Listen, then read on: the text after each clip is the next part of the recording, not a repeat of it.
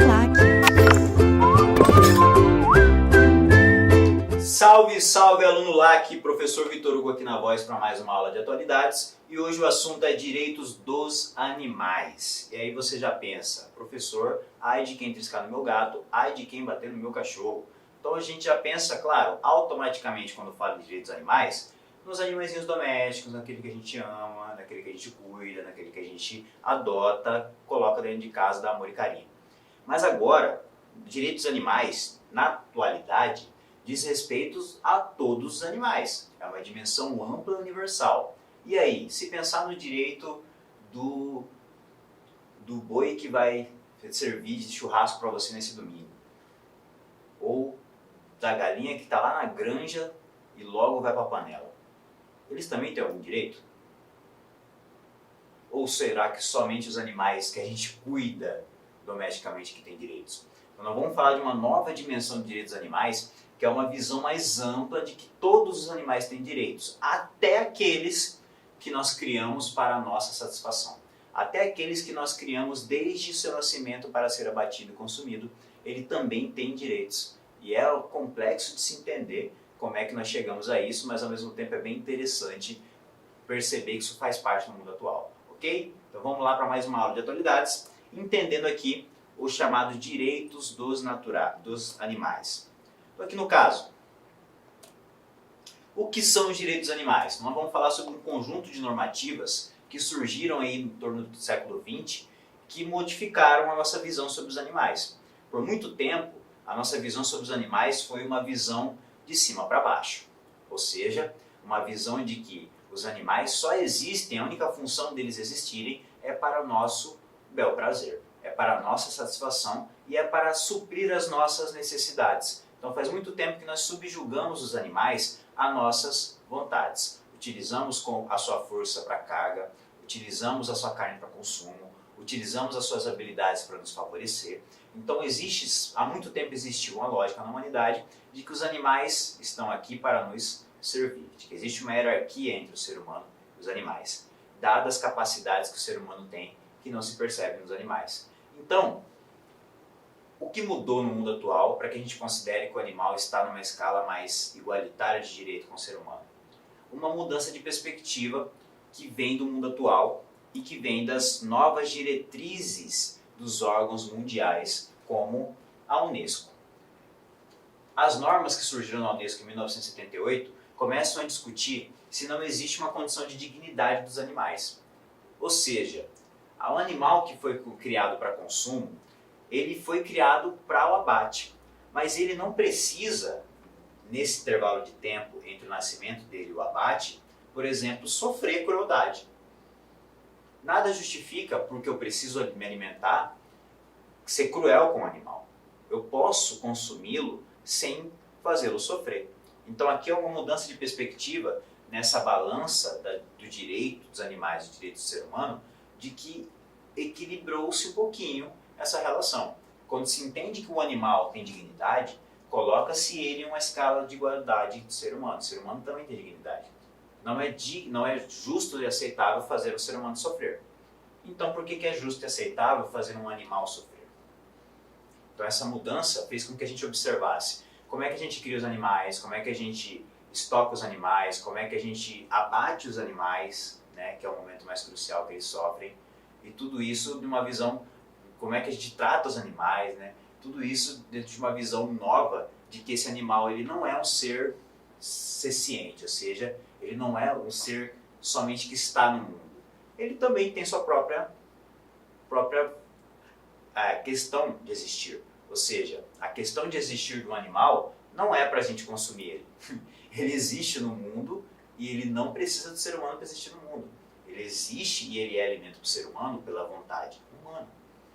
Então não necessariamente é a justificativa de existir o animal. Não, ele existe na natureza e sempre existiu milhares de anos. Ele virar nosso alimento é um processo que nós colocamos muito recentemente. Depois da Revolução Industrial que nós vamos ter uma grande indústria da carne, uma grande indústria que tem granja, ou seja, que a gente vai criar milhões de animais para consumir.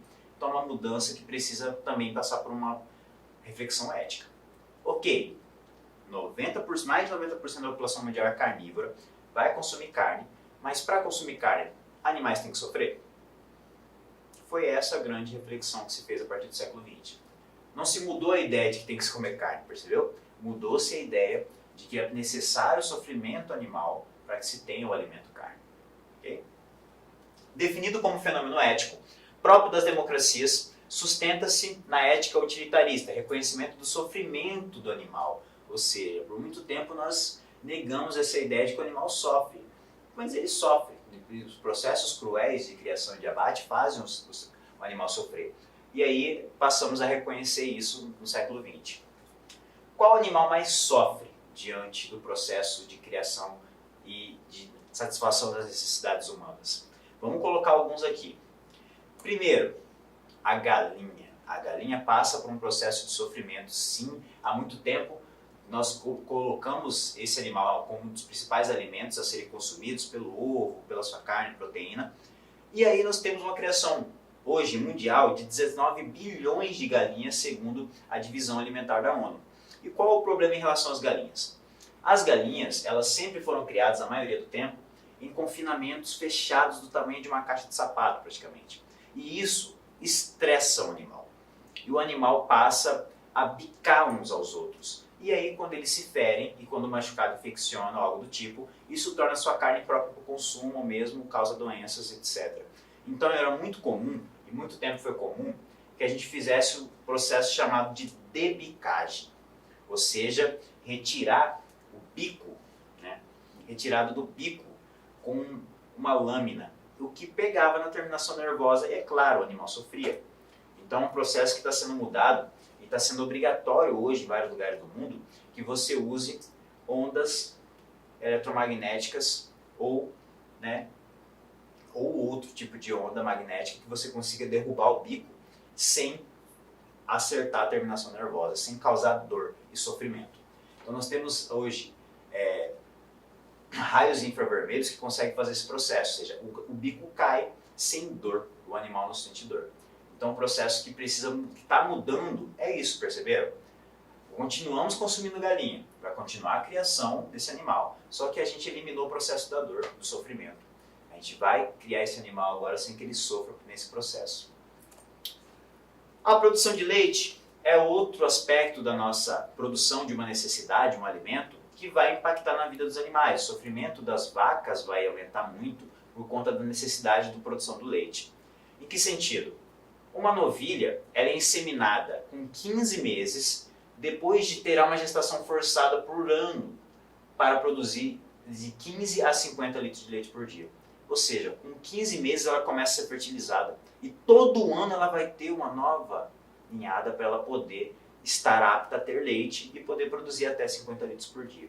Então a gente acaba acelerando o processo biológico desse animal a ponto de que é considerado por alguns veterinários o esforço que se faz para uma vaca poder dar 50 litros de leite por dia é equivalente a um atleta correr uma maratona por dia.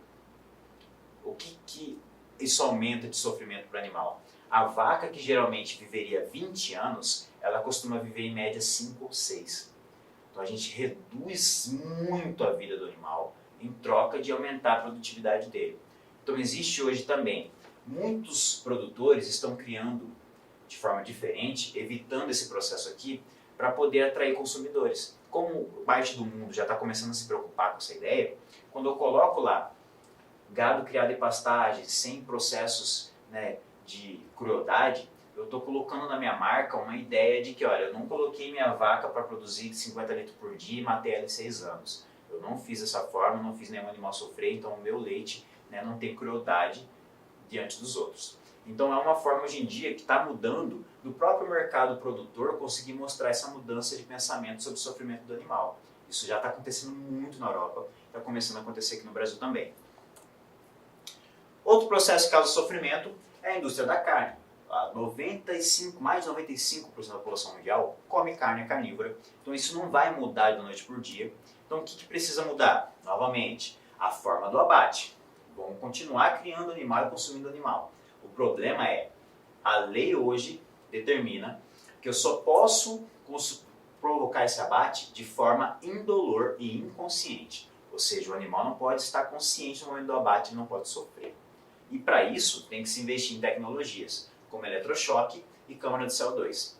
Existem tecnologias mais recentes ainda que vão usar descompressão para que causem consciência no animal antes que ele morra, ou seja, que ele esteja de fato inconsciente e não sinta dor.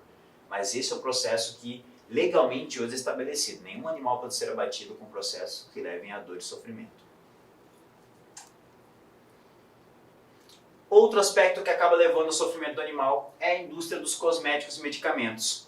Como nós temos o desenvolvimento de uma indústria de remédios e de cosméticos, cada vez mais torna-se necessários testes para garantia, né, da eficácia ou não, ou até que ponto aquilo afeta ou não a pele ou qualquer outro órgão do ser humano.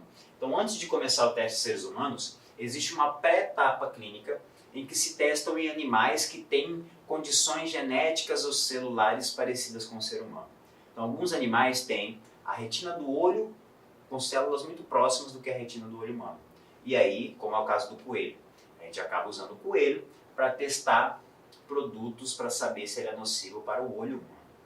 Então, antes da etapa de teste no ser humano, se irrita o olho do coelho e irrita o olho do ser humano. Então, é uma etapa pré-teste clínico humanos fazer esse teste com animais. E é nesse processo que muitos animais sofrem, né?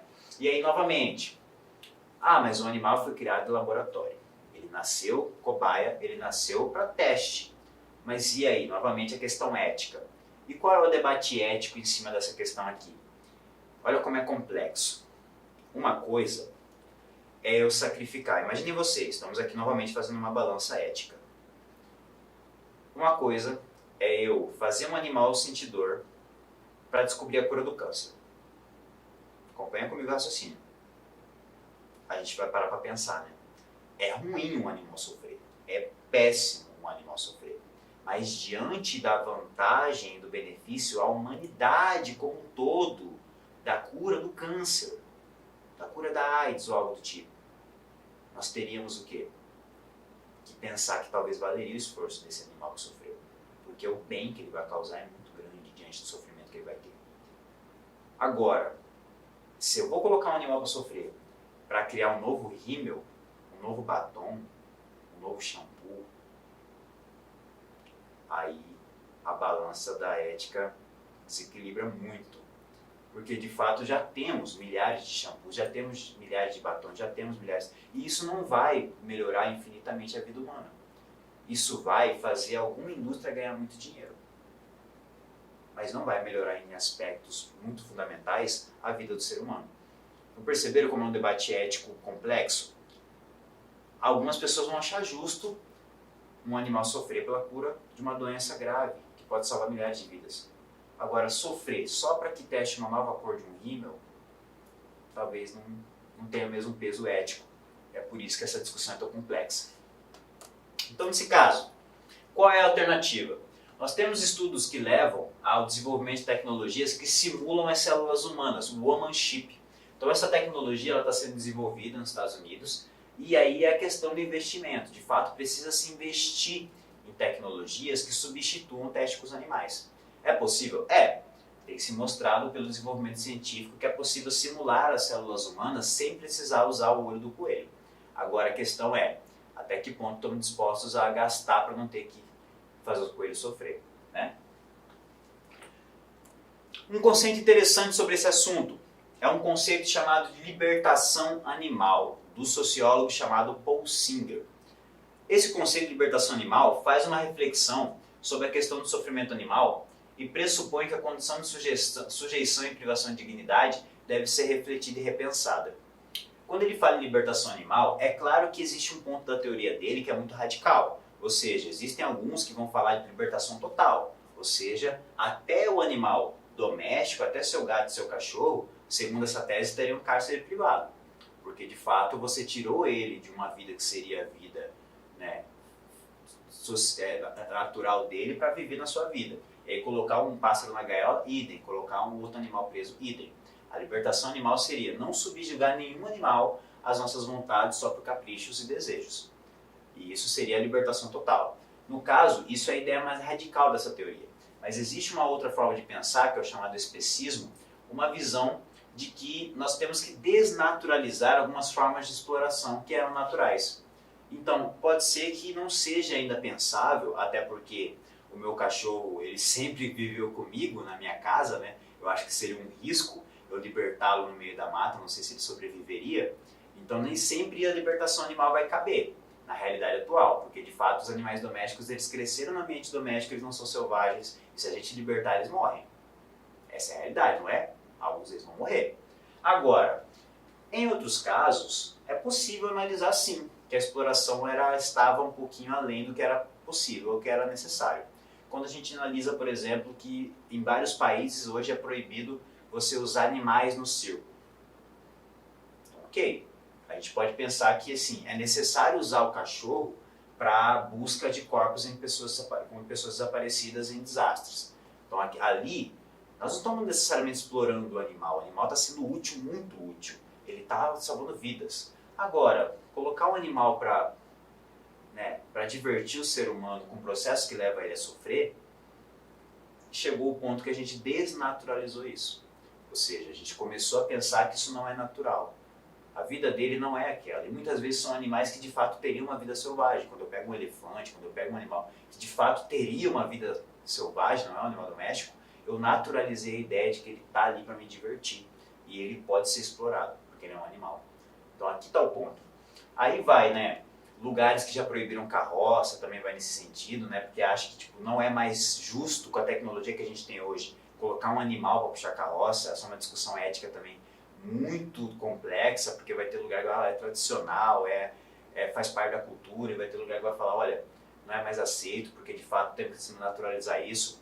A tourada, se a gente pensar na tourada, é tradicionalíssima em alguns lugares e é combatido demais em outros lugares. Por quê? Muita gente já não acha mais natural explorar um touro para divertir a população soltando ele na rua para correr atrás de todo mundo. Mas em muitos lugares há o peso da tradição, é cultura. E aí, vai acabar ou não vai acabar? Mas só o fato da gente estar discutindo se é justo já mostra que nós estamos nessa discussão aqui. Nós estamos discutindo libertação animal, que já existe um grupo que já não acha natural a gente explorar esse animal para diversão. Então aqui nós conseguimos perceber que o pensamento do Singer ele está presente nessas discussões que a gente faz. É necessário, por exemplo, ter zoológico? Ou será que é uma grande prisão de animais?